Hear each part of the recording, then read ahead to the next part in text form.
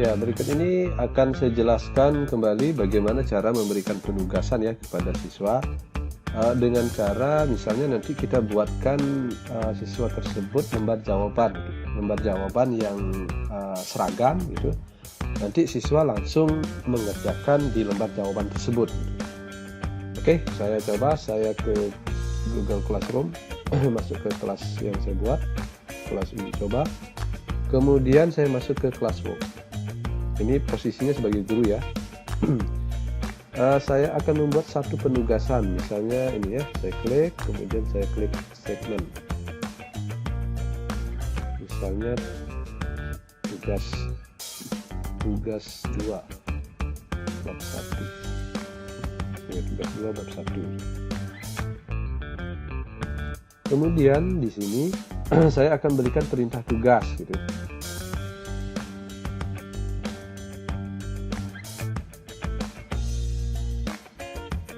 Jawablah soal atau pertanyaan di bawah ini.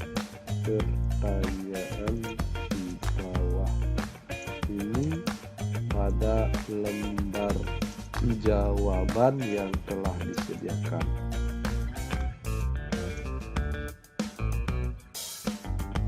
Oke, seperti ini. Misalnya saya buat soal ada berapa? Misalnya 5 soal. 3, 4, 5. Misalnya ini ya. Oke, soalnya sembarang gitu ya. Soalnya sembarang. Misalnya nanti untuk soal saya tidak akan detail membuat soal. Misalnya ini soalnya seperti ini. Kemudian setelah membuat soal, selesai membuat soal, atau misalnya soalnya juga bisa berupa file ya, misalnya dari PDF juga tidak masalah saya rasa. Yang penting jelas, soal yang diberikan itu jelas, bisa dipakai. Misalnya 5 butir soal ini akan ingin kita siswa itu menjawab di sebuah lembaran yang sudah kita sediakan. Nah, caranya membuat lembaran tersebut adalah melalui create ini ya, kita klik create. Nah, lembarannya itu berupa apa? Nah, biasanya sebaiknya kita buat saja di Google Dokumen untuk pengolah kata itu ya, sama dengan Microsoft Word. Atau bisa di slide juga bisa kalau misalnya berupa project ya, misalnya project membuat presentasi misalnya. Bisa kita gunakan, kita buatkan dia template slide yang harus digunakan untuk mengerjakan tugas tersebut. Nah, sini saya akan peragakan satu saja di Google Dokumen. Saya klik Google Dokumen untuk membuat lembar jawaban. Nah, nanti saya diarahkan ke Google Dokumen gitu. Nah, di sini kita akan rancang bentuk lembar jawabannya. Misalnya ini saya ketik lembar jawaban tugas 2 bab 1 misalnya. Oke, di sini saya buat misalnya seperti ini, lembar jawaban gitu, lembar jawaban. Oke, kemudian saya tebalkan. Saya buat di sini misalnya nomor 1, jawaban nomor 1 gitu ya, nomor 1. Kemudian di bawahnya nomor 2 sampai dengan nomor 5. Nomor 3, 4, 5. Nah, seperti ini. Nah, kemudian saya sediakan di sini nanti sebuah tabel gitu ya. Misalnya saya insert sebuah satu tabel gitu, sehingga nanti siswa itu akan mengetik di dalamnya. Nah, seperti ini. Nah, nanti siswanya akan mengetik jawabannya di dalam ini. Begitu juga dengan yang ini, yang lain. Saya copy saja ini seperti ini.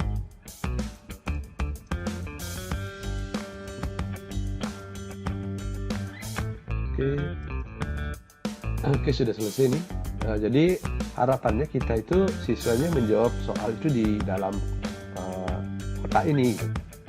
Apapun apapun jawabannya ada di sini, di kotak ini. Kita sudah berikan ya nomor soal. Nah, kalau sudah selesai kita buat lembar jawaban, baru kita kembali ke Google Classroom.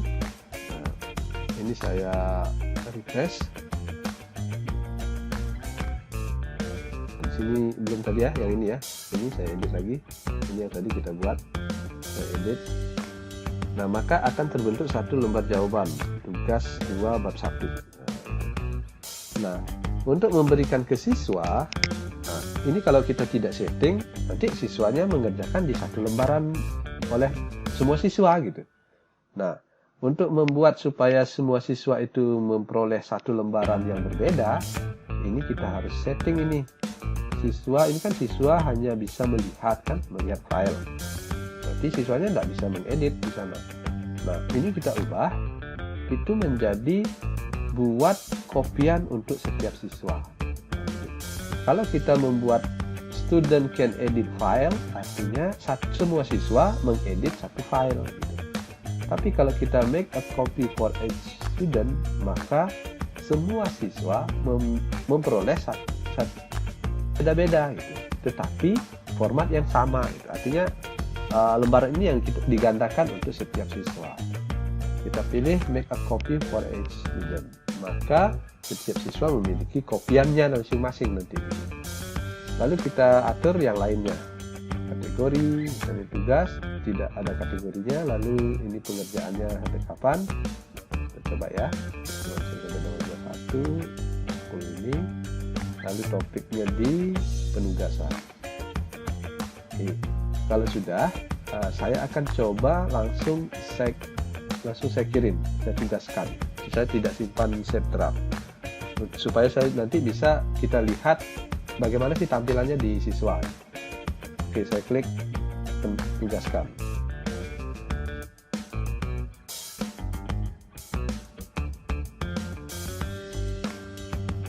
Oke. Ini sudah selesai ya penugasan. Jadi nah ini penugasannya. Saya kembali ke kelas di Classwork. Nah, ini ya tugas 1 bab 1 ini udah nyala nih, nyala yang saya buat tadi. Nah, yang ini. Nah, kebetulan sini saya coba satu siswa ya, satu siswa. Ini sini ada satu siswa. Ini kebetulan saya sendiri dengan akun yang berbeda, gitu. Dengan akun yang berbeda. Oke. Ini tampilan di guru seperti ini ya, seperti ini. Ada lembar jawaban, kemudian ini soalnya di sini diketik biasa. Nanti kalau misalnya soal itu berupa lampiran juga, nanti bisa juga dia berada di sini bersanding dengan lembar jawaban. Oke, sekarang saya lihat di tampilan siswa.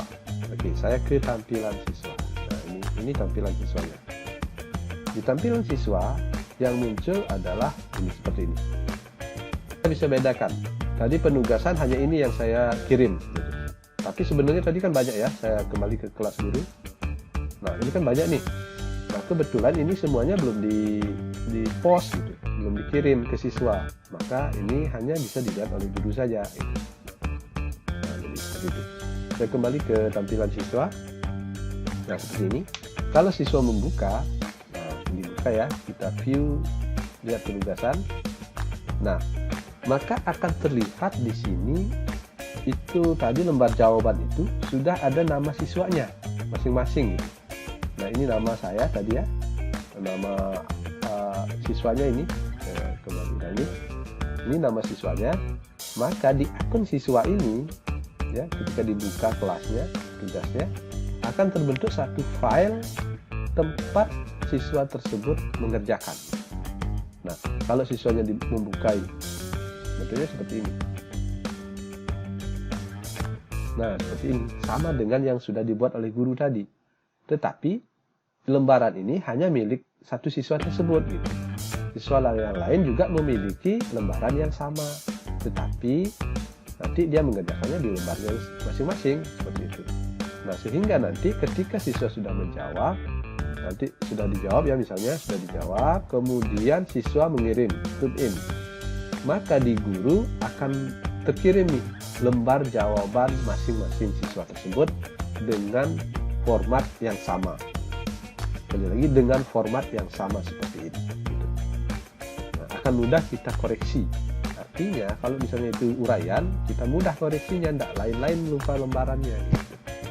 Jadi itu cara kita membuat sebuah lembar jawaban untuk masing-masing siswa yang berbeda.